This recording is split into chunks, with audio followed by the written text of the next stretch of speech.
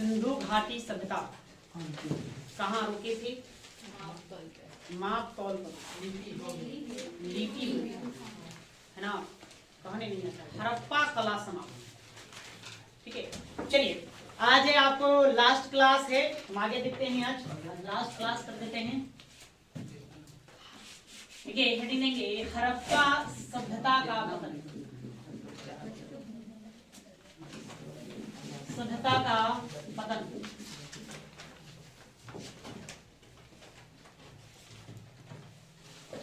हड़प्पा सभ्यता का पतन।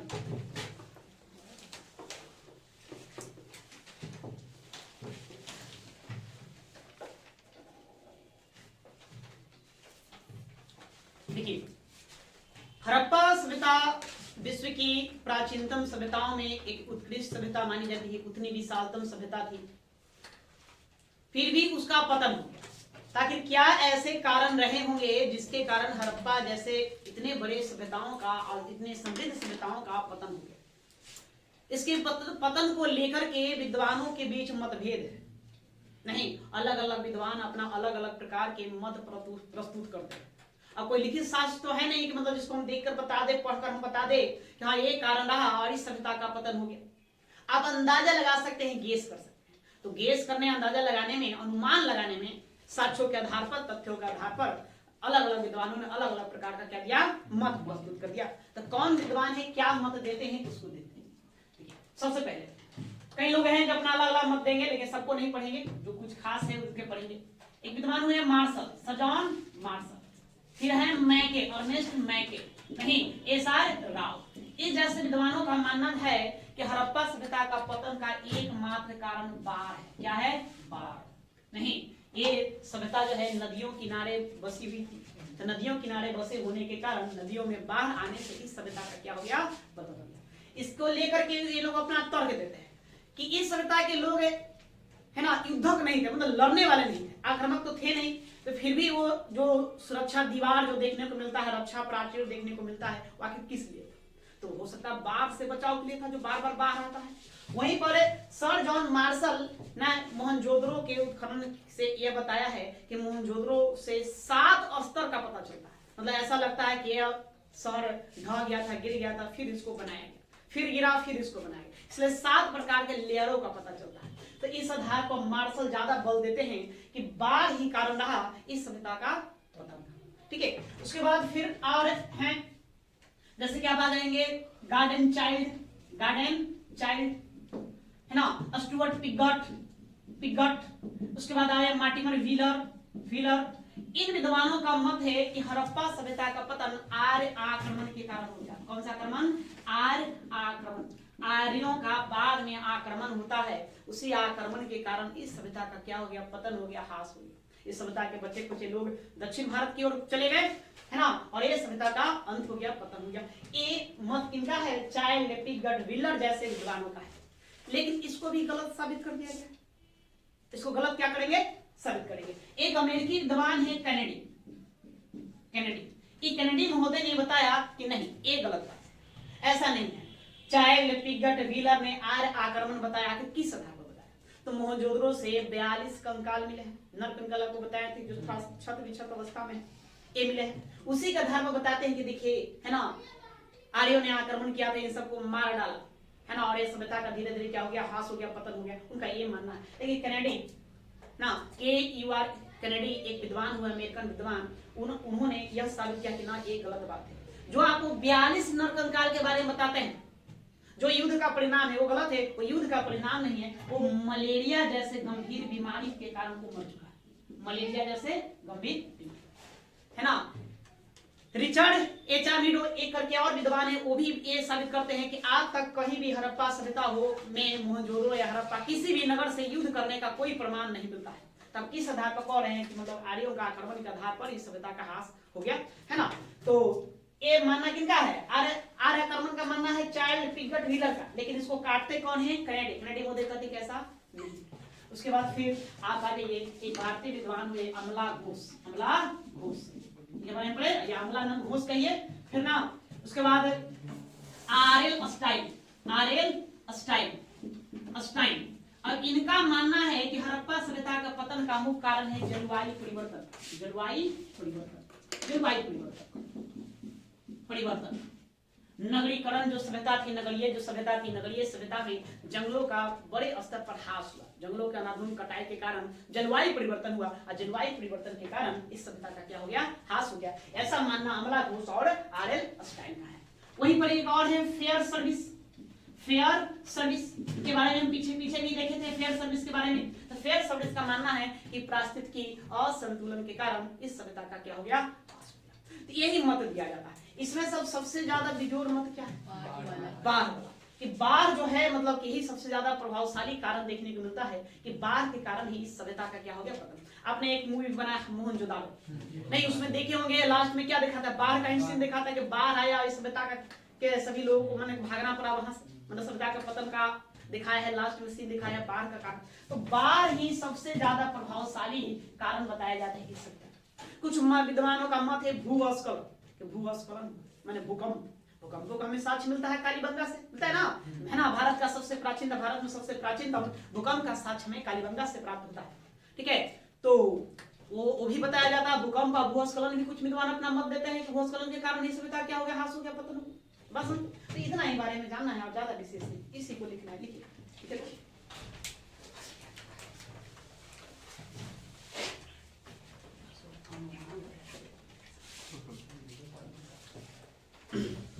इस सभ्यता के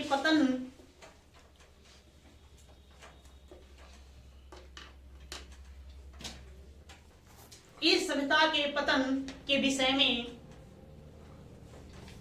इस सभ्यता के पतन के विषय में पुरातत्वविदों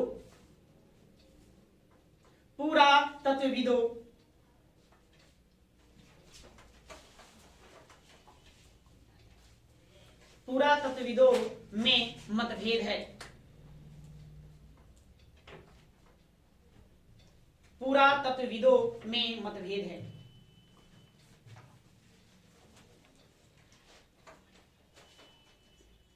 इसके संदर्भ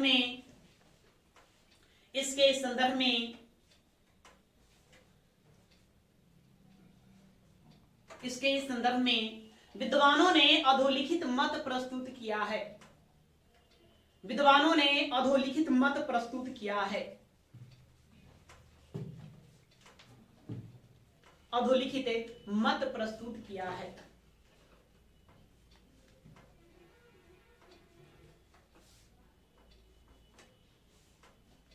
डैश देंगे, डैश दूंगा।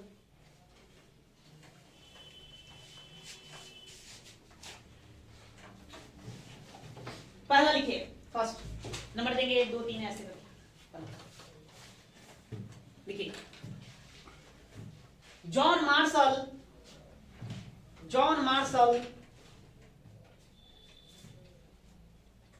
मैके, कॉमा देंगे, मैके और एस.आर. राव जैसे विद्वानों ने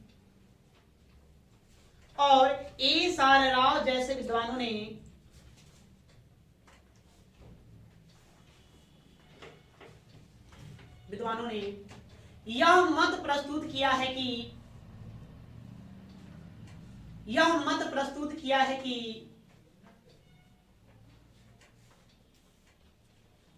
कि हड़प्पा सभ्यता के पतन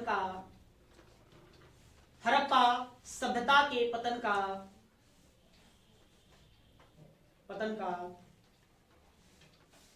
एकमात्र कारण बाढ़ है। एकमात्र कारण बाढ़ है।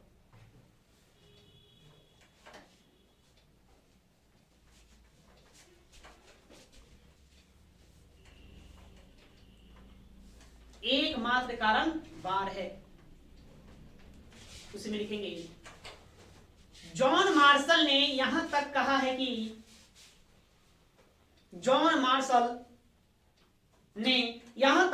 कि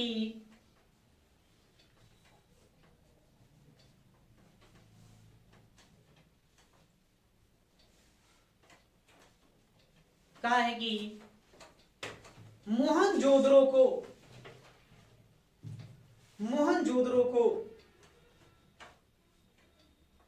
जोधरों को बाढ़ के कारण 7 बार बसाया गया।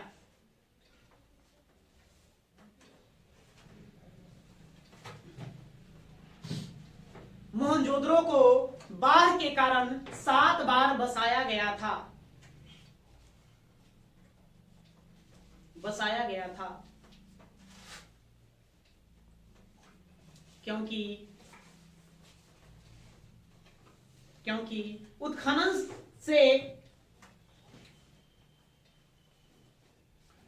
से मोहनजोदड़ो के 7 स्तरों का पता चलता है। क्योंकि उत्खनन से मोहनजोदड़ो के 7 स्तरों का पता चलता है। 7 लेयर, 7 लेयर स्तरों का पता चलता है।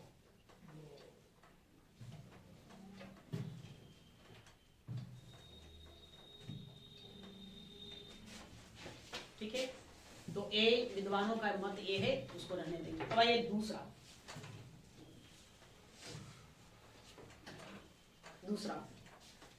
देखिए, गार्डन चाइल्ड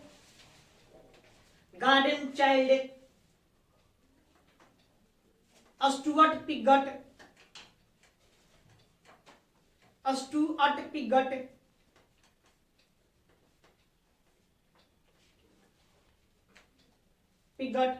मार्टिमल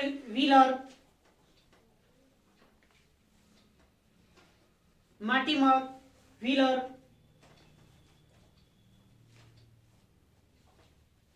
आदि विद्वानों का मत है कि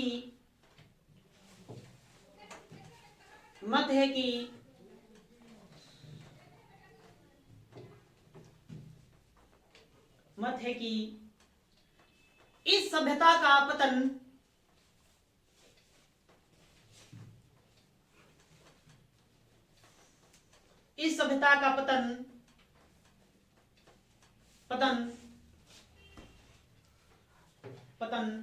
आर्यों के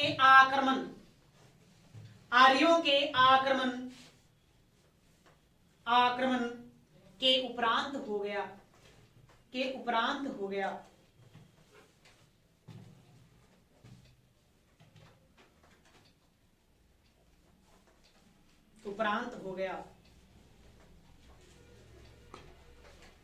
अपने मत के समर्थन में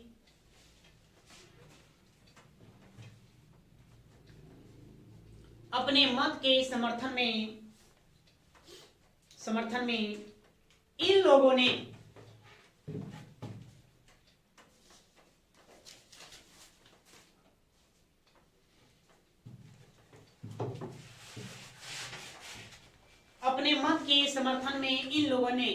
मोहनजोदड़ो से मिले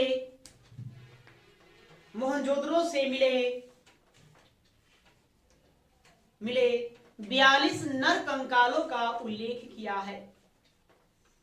42 नर कंकालों का उल्लेख किया है।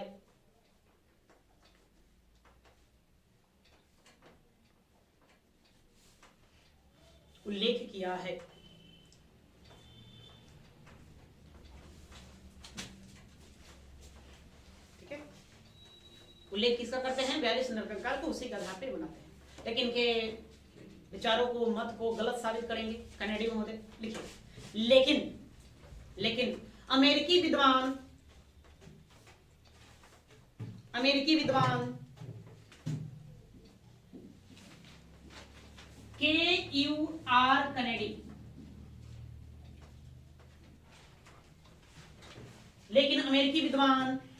KUR कनेडी, क्या लिखेंगे?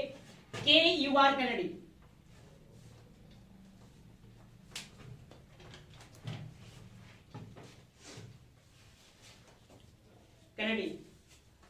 लेकिन अमेरिकी विद्वान KUR कनेडी ने यह सिद्ध किया है कि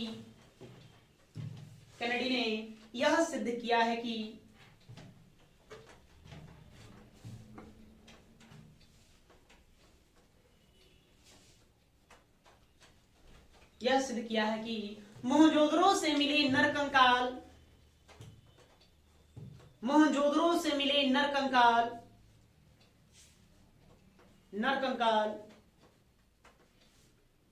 नरकंकाल, मलेरिया जैसे भयंकर बीमारी,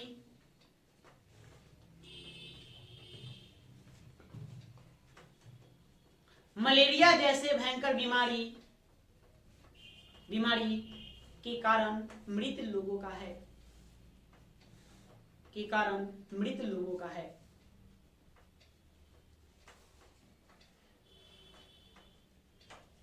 लोगों का है। ठीक है, तो आपसे एक प्रश्न यहाँ और बनेगा कि मलेरिया का साक्ष्य हमें कहां से प्राप्त होता है? कहां से? मोहनजोदड़ो। उसको अंडरलाइन करेंगे, मलेरिया शब्द को आप अंडरलाइन करिए।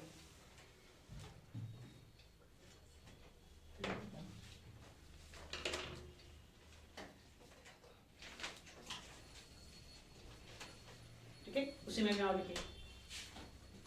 एक अन्य अमेरिकी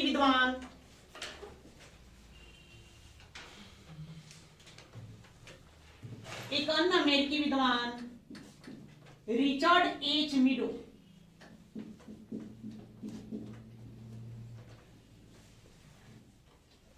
एक अन्य अमेरिकी विद्वान रिचर्ड एच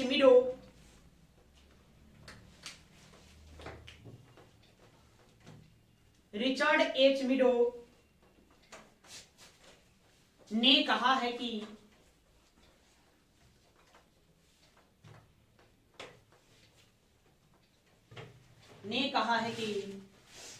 मोहनजोदड़ो और हड़प्पा से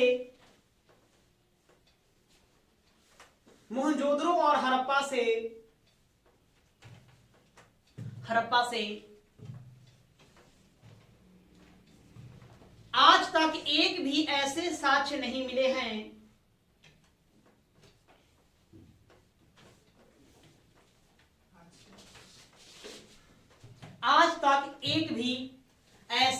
या प्रमाण नहीं मिले हैं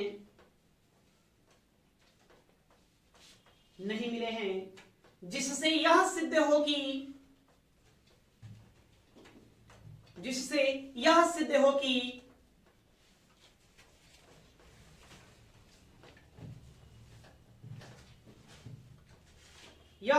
कि ये नगर आक्रमणकारियों द्वारा नष्ट किए गए थे, कि ये नगर आक्रमणकारियों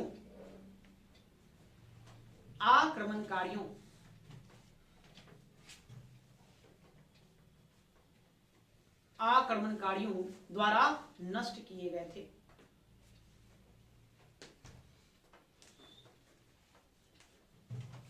ठीक है, अब ये अगला आगे ये तो आर्य आक्रमण के बातों को नकार देंगे। कौन नकार देंगे जी?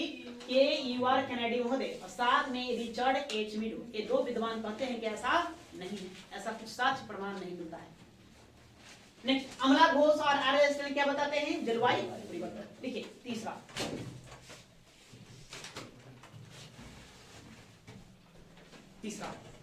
अमला घोष और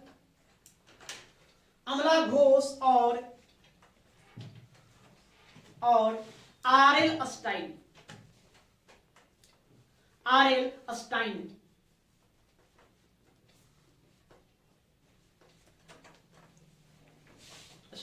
जैसे विद्वानों का मत है कि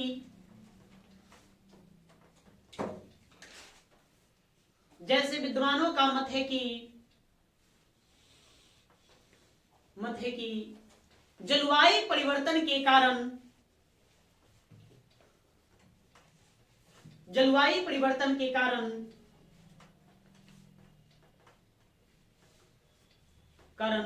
धीरे धीरे इस सभ्यता का पतन हो गया, के कारण धीरे धीरे इस सभ्यता का पतन हो गया।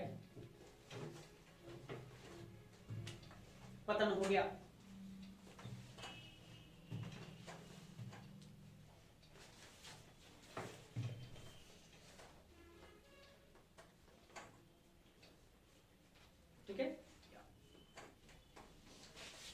एक और लिखिए, एक और विद्वान का मत लिखिए, बस इतना काफी है। देखिए, फेयर सर्विस के अनुसार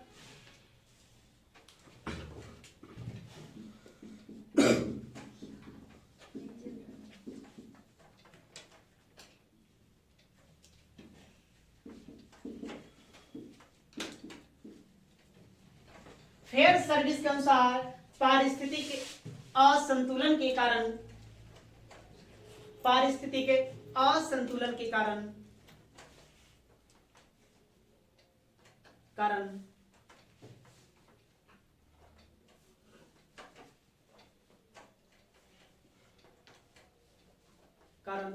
इस सभ्यता का ह्रास हो गया, या विनाश हो गया। चलिए आगे आते हैं, देखेंगे सम इम्पोर्टेंट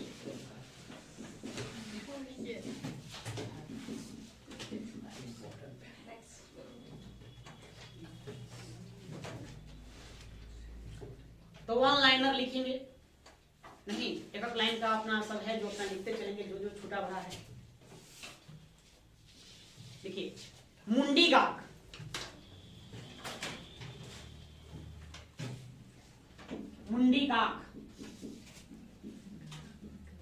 सुर्दगई, मुरासी या मुरारी दोनों नाम मिलेगा। मुंडी गाक, सुर्दगई, मुरासी,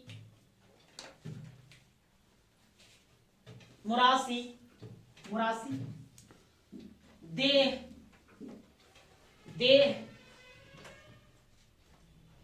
आदि हड़प्पाकालीन स्थल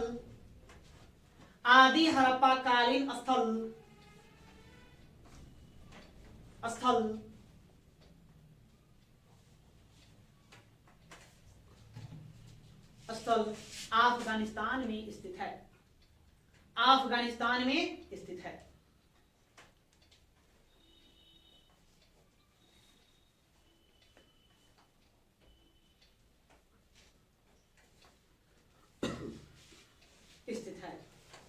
ठीक है, ये सभी स्थल को आपको ध्यान में रखना है। सब कहाँ है? अफगानिस्तान। सुर्दगई के बारे में पहले बताए थे, यहाँ से क्या मिला है? और निर्मित नहर के साक्ष्य कहाँ से प्राप्त होते हैं? तो सुर्दगई से हमें प्राप्त होता है। सुर्दगई या इसी को सुर्दगोई भी कहे, है ना। नामों के प्रोनाउंसिएशन में के लेकर कंफ्यूज नहीं होना है, ठीक है। आगे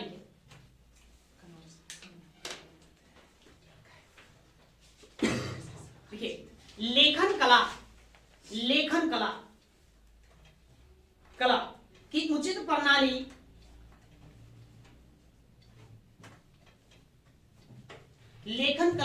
की उचित प्रणाली को सबसे पहले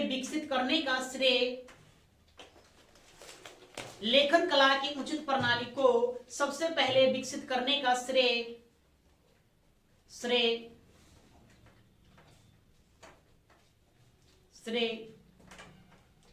सुमेरियन की सभ्यता को दिया जाता है।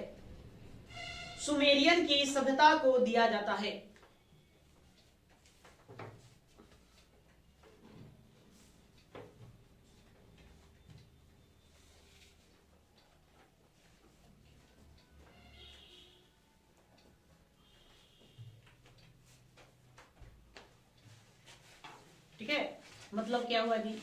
सबसे पहले लिखने का काम किस सभ्यता के लोगों ने किया? तो सुमेरियन सभ्यता। याद रखना, वहां स्पष्टम प्रमाण मिलता है। इसी सुमेरियन सभ्यता में जो लिखने के जो विधि थी उसको किलाक्षर कहा जाता है। क्या? किलाक्षर, उसको किलाक्षर विधि कहा गया। यहाँ किलाक्षर विधि पर प्रचलित था। किलाक्षर मतलब कह सकते हैं वहां कहना सुमेरियन सभ्यता की लिपि कैसा था? तो किलाक्षर लिपि कहा जाता है। और अब तक यहाँ मतलब 900 अक्षरों के बारे में जानकारी प्राप्त हुआ। 900, है ना। हमने हड़प्पा सभ्यता से कितने अक्षरों को प्राप्त किया? लगभग 400 अक्षरों को प्राप्त किया। ठीक है, ये आपको ध्यान में रखना है ना। और इस सभ्यता की लिपि भाव चित्रात्मक रही।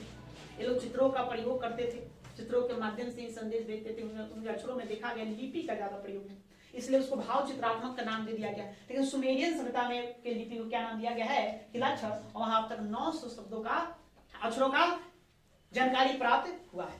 ठीक है, ये बात आपको ध्यान में रखना है। क्या लिखे? सुमेरियन सभ्यता को दिया जाता है। देखिए सुमेरियन सभ्यता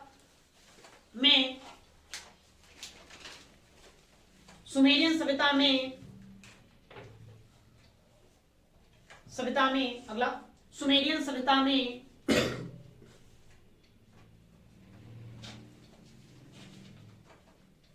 लेखन कला की किलाक्षर विधि प्रचलित था। किलाक्षर विधि प्रचलित था।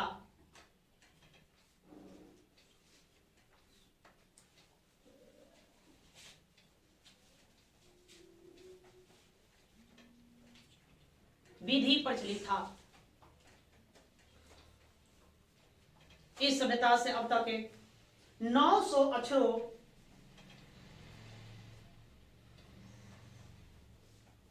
900 अक्षरों को प्राप्त किया गया है।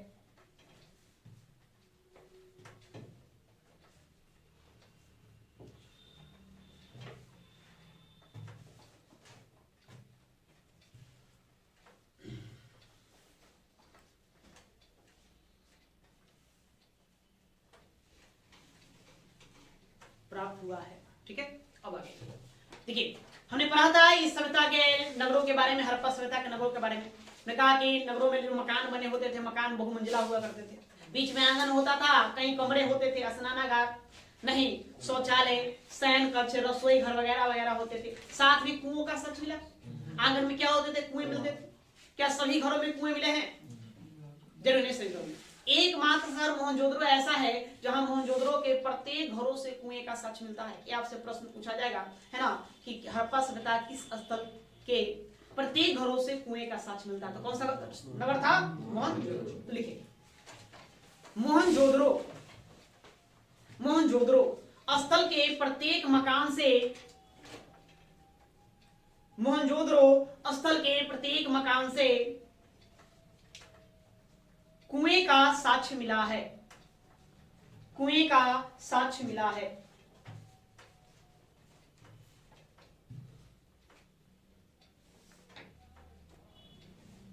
कुएं का साक्ष्य मिला है।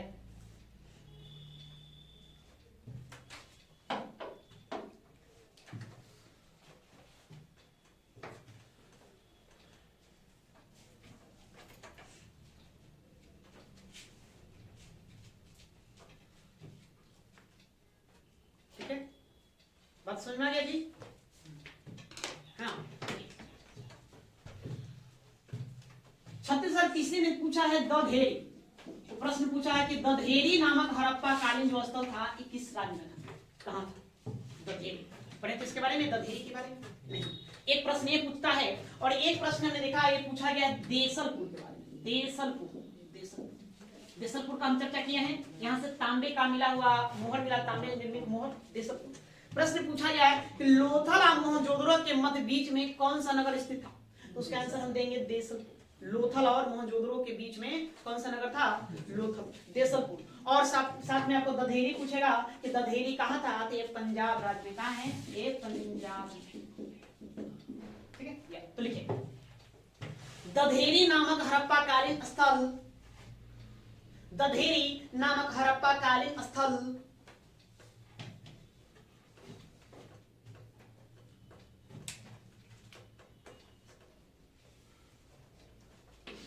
दधेरी नामक हड़प्पा कालीन स्थल पंजाब राज्य में स्थित है। पंजाब राज्य में स्थित है।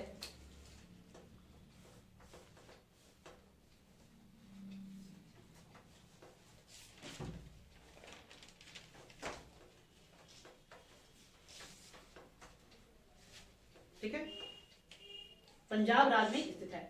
आगे ये लोथल और मोहनजोदड़ो के मध्य, लोथल और मोहनजोदड़ो के मध्य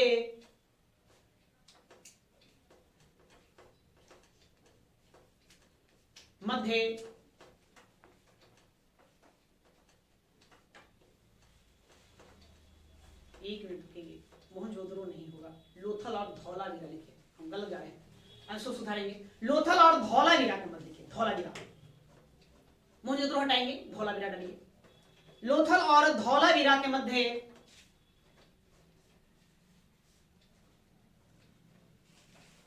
देसलपुर स्थित है। देसलपुर, देसलपुर,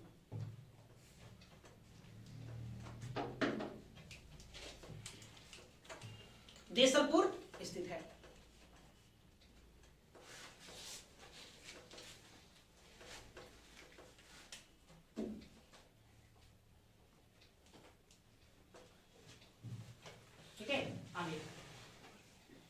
मेसोपोटामिया सभ्यता के अंतर्गत एक नगर हुआ करता था ऊर। कौन सा नगर? ऊर। शहर का नाम है ऊर। यहां से तांबा निर्मित श्रृंगारदान मिला है और वो श्रृंगारदान हड़प्पा सभ्यता से संबंधित है। तो प्रश्न आपसे यहां से बनता है ना, मेसोपोटामिया के किस नगर से हड़प्पा कालीन तांबे निर्मित श्रृंगारदान का साक्ष्य प्राप्त होता है? कहां से? ऊर से प्राप्त होता है। तो लिखिए, मेसोपोटामिया के ऊर नामक नगर से, मेसोपोटामिया के ऊर नामक नगर से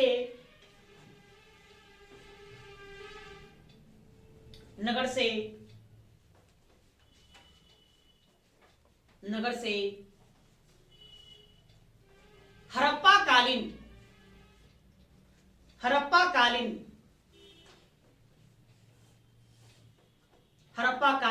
तांबा निर्मित श्रृंगारदान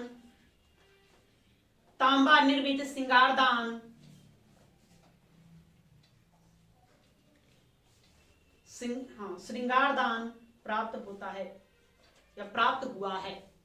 श्रृंगारदान तो आप लोग समझ रहे हैं, मेकअप बॉक्स कहेंगे उसको। चलो भाई सही बात है, नहीं टोकरे में पाउडर, लवली क्रीम वगैरह वगैरह सब रखते हैं, नहीं। चलो ये कहां से लेगा? ऊर से। हड़प्पा सभ्यता में आपने देखा कब्रिस्तान मिला ना जी, कई नगरों से कब्रिस्तान मिला। एक नगर है जहां से कब्रिस्तान का साक्ष्य नहीं मिलता है, वो नगर है मोहनजोदड़ो। प्रश्न आपसे पूछा जाएगा हड़प्पा सभ्यता के किस स्थल से कब्रिस्तान का प्रमाण नहीं मिलता है? कहां से मिलेगा? मोहनजोदड़ो से मिलेगा। तो लिखिए,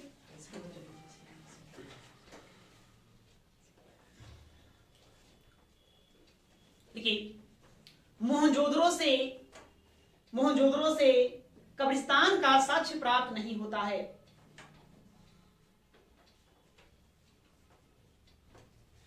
मोहनजोदड़ो से कब्रिस्तान का साक्ष्य प्राप्त नहीं होता है।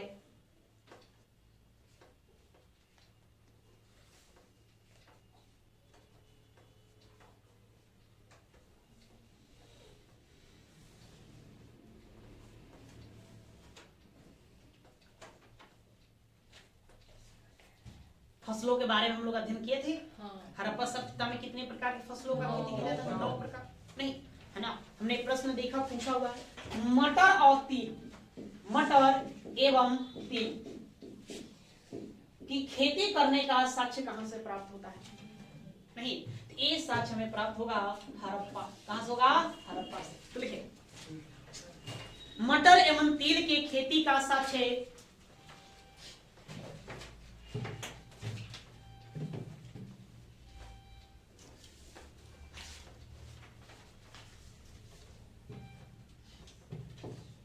मटर एवं तिल की खेती का साक्ष्य हड़प्पा से प्राप्त होता है।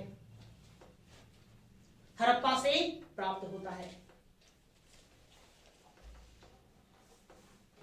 प्राप्त होता है। ठीक है। अब जानते हैं कि हड़प्पा सभ्यता का मकान पक्की हुई ईंटों का निर्मित था। नहीं, कच्ची ईंटों का भी निर्मित था। कच्ची ईंटों से बने हुए मकान के सच कहां से मिलेंगे? कोट दीजी पढ़े थे? नहीं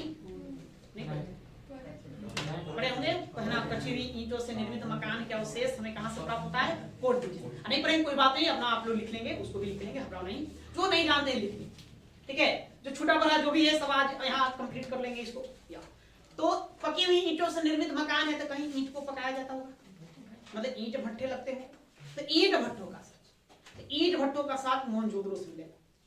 कच्ची ईंटों से निर्मित मकान के अवशेष हमें प्राप्त हुए हैं कोट दीजी से। कहां से? कोट है ना। क से कोट दीजिए, क से कच्चा ईंट, तो क से काली बंगा भी होता है, नहीं कोट दीजिए। ठीक है।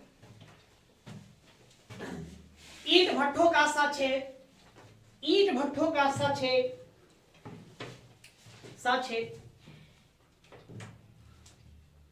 भट्ठों का साक्ष्य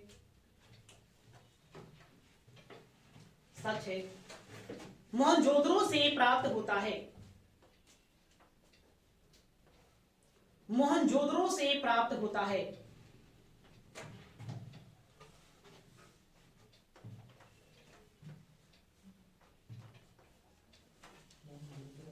मोहनजोदड़ो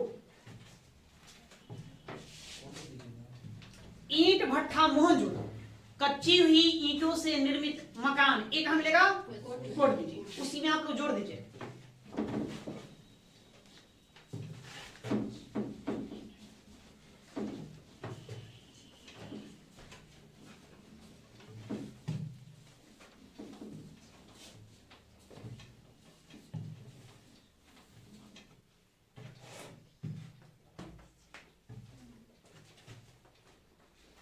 हो गया? हमने लिपि का अध्ययन किया था। कितने लिपि प्राप्त हुए, कितने अक्षर प्राप्त हुए हैं? लगभग 400 प्राप्त हुए, है ना। उन 400 लिपियों में सबसे ज्यादा अंग्रेजी के किस अक्षर का प्रयोग किया? इसके बारे में अध्ययन पढ़े थे? नहीं। सबसे ज्यादा, तो देखिए उन लिपियों में सबसे ज्यादा अंग्रेजी के यू अक्षर का प्रयोग किया गया। कौन सा? यू अक्षर। अगर चित्र पूछे कि सबसे ज्यादा चित्र किसका बना हुआ है, तो सबसे ज्यादा चित्र मछली का बना हुआ है। किसका? मछली। ठीक है। खाली हमने पढ़ा कि लिपि भाव चित्रात्मक नहीं, वो दाएं से बाएं ओर लिखी जाती थी। इन्होंने पढ़ा लगभग 400 प्राप्त हुए। तो उन 400 लिपियों में सबसे ज्यादा हमें ये लिपियां कहां से प्राप्त? ये भी प्रश्न पूछा जाएगा कि हड़प्पा सभ्यता के लिपि सबसे ज्यादा प्राप्त होते हैं। ऑप्शन रहेंगे मृदभान, ऑप्शन रहेंगे मुहर, ऑप्शन रहेंगे अन्य अवशेष। इस प्रकार से तब क्या टिक लगाओगे? मुहर, स्टाम्प्स। सबसे ज्यादा हमें मतलब कि लिपि कहां से मिले? स्टाम्प से मिले, ठीक है, मुहर पर मिले ना। उन लिपियों में सबसे ज्यादा अंग्रेजी किस अक्षर का प्रयोग मिलता है? यू। देखने में मिलता है जैसे यू बना हुआ है सबसे ज्यादा। चित्र अगर पूछे किसका चित्र, तो मछली का चित्र है। तो इसको लिखो। हड़प्पा लिपि में, हड़प्पा लिपि में, लिपि में सबसे ज्यादा अंग्रेजी के यू अक्षरों का प्रयोग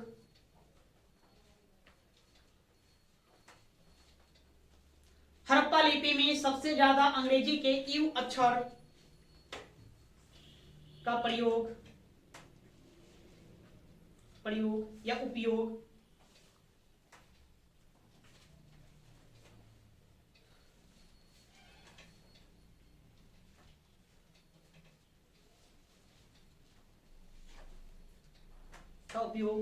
है ना। और सबसे ज्यादा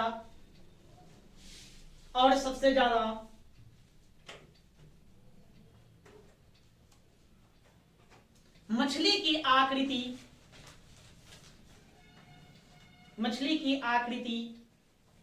मिलता है।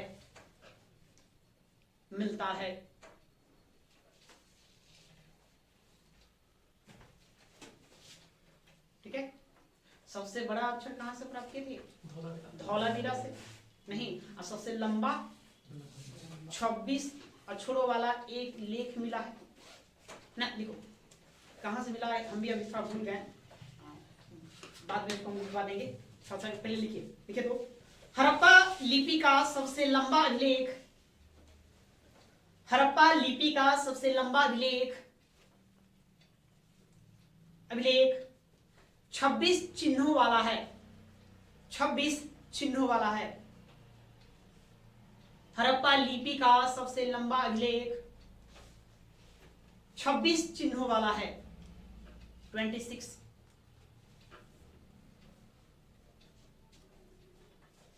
ये कहां से मिला है, इसकी जानकारी हम आपको बाद में देंगे, ठीक है।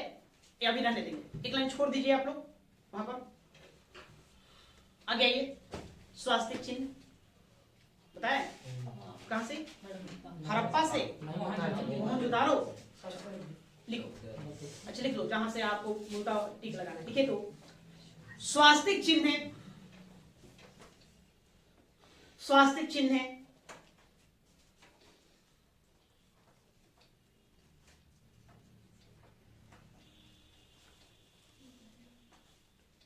एवं पीतल का बत्तख, पीतल का बत्तख।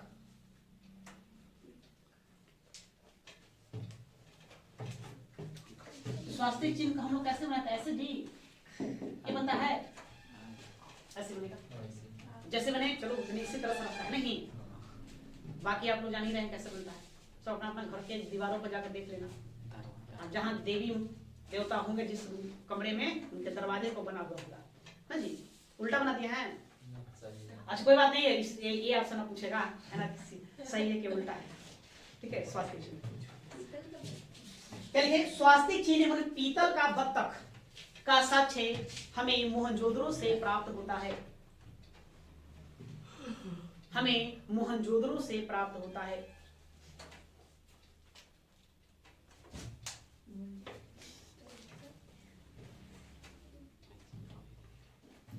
मोहनजोदड़ो से प्राप्त होता है। हमने इस सभ्यता के सड़कों का अध्ययन किया था, है ना। सड़कें एक दूसरे को कितने डिग्री पर काटती थी? 90 डिग्री पर संपूर्ण पर काटती थी। नहीं, मुख्य सड़क की लंबाई हमने बताया था कितना थी? 9.15 मीटर। ये मुख्य सड़क की लंबाई है, मुख्य सड़क चौड़ाई है, चौड़ाई। इसको राजपथ की संज्ञा दिया गया जो हमको मोहनजोदड़ो से प्राप्त होता है। अब उस मुख्य सड़कों में जा करके जहां से है ना सहायक सड़कें मिलती थी, उस जगह को क्या कहा गया था? ऑक्सफोर्ड सर्कस कहा गया। नहीं, ये इतना हमने अध्ययन किया। एक प्रश्न हमने देखा सेटों में कि आया है कि किस स्थल से सड़कों पर बैलगाड़ी की पहिए का निशान मिला है? क्या क्या प्रश्न बनता है? ठीक है, ये मिला बनावली। कहां से मिला? तो उसको भी ठीक है, लिखेंगे सड़कों पर बैलगाड़ी के पहिए, सड़कों पर बैलगाड़ी के पहिए। इस भी पूछे गए प्रश्न है। सड़कों पर बैलगाड़ी के पहिए का निशान बनावली से प्राप्त हुआ है। आगे लिखिए। एक खेत से भारी मात्रा में, अगला लिखिए, अगला। एक खेत से भारी मात्रा में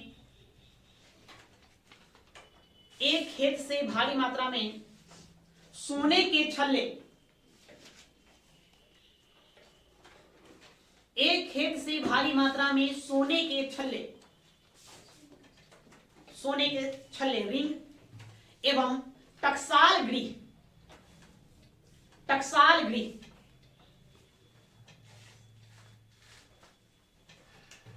गृह का साक्ष्य मांडी। ये मांडी आपको पड़ेगा मुजफ्फरनगर।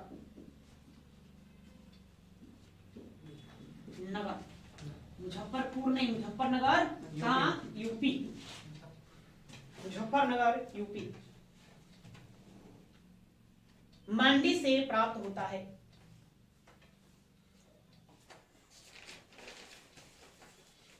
एक खेत से भारी मात्रा में सोने के छल्ले और टकसाल गृह का साक्ष्य मांडी से प्राप्त होता है।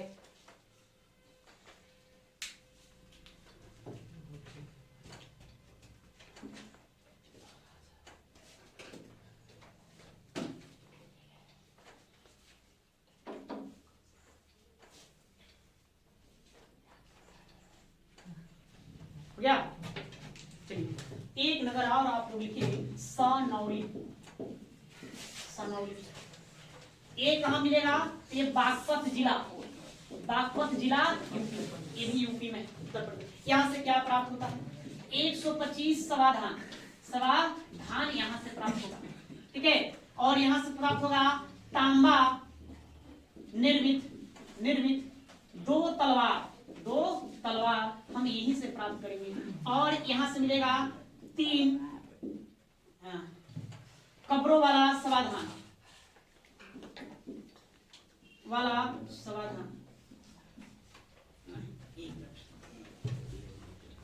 3 कक्ष वाला कब्र, 3 कक्ष वाला कब्र यहाँ से प्राप्त होगा। एक ही कब्र में 3 खाना बना हुआ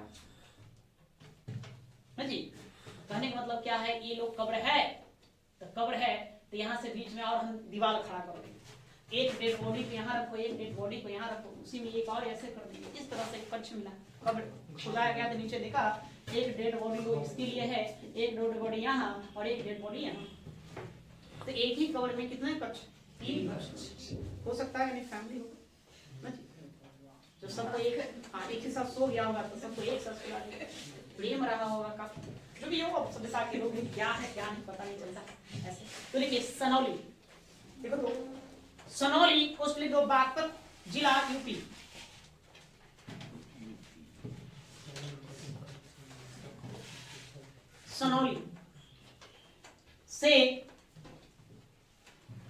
सनौली से 125 समाधान,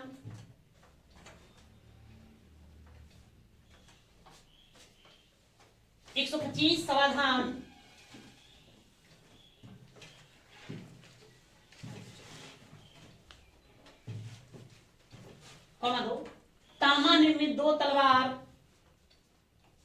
तांबा निर्मित 2 तलवार। अच्छा बताइए तांबे का छेनी कहां से मिला? संघोल से प्राप्त। तांबा निर्मित 2 तलवार और 3 कक्ष वाला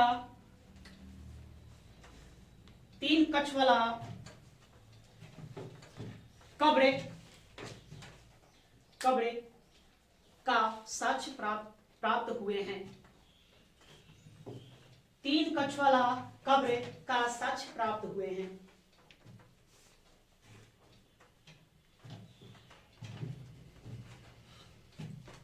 ठीक है, क्लियर है? चलो अब आगे लिख दो 2 ईंट। पिछले 10-12 दिन से हम लोग सिंधु घाटी सभ्यता पढ़ रहे हैं, अब काफी हुआ। अब यहाँ से देखिए हमने प्रयास किया है कि आपका एक भी प्रश्न छूटे नहीं। अब तो नहीं लगता है शायद प्रश्न छूटे, और छूट जाए तब क्या करना है? नहीं, अब एग्जामिनर को कठिन क्वेश्चन प्रश्न हार्ड करना ही होगा तो क्या करना ना जी। हमारा तुम लोग को पीटने का मन है तो फिर आसान वाली बात ना जी। आसान प्रश्न देना है तो क्या कहेंगे? बताओ भाई अपन नाना का, कठिन देना कहेंगे बताओ हमर नाना का, है ना? अपना अपना नाना का बता दोगे, हमारा नाना कौन बताएगा? चलिए तो आज के लिए क्लास इतना यही समाप्त करते हैं, ठीक है।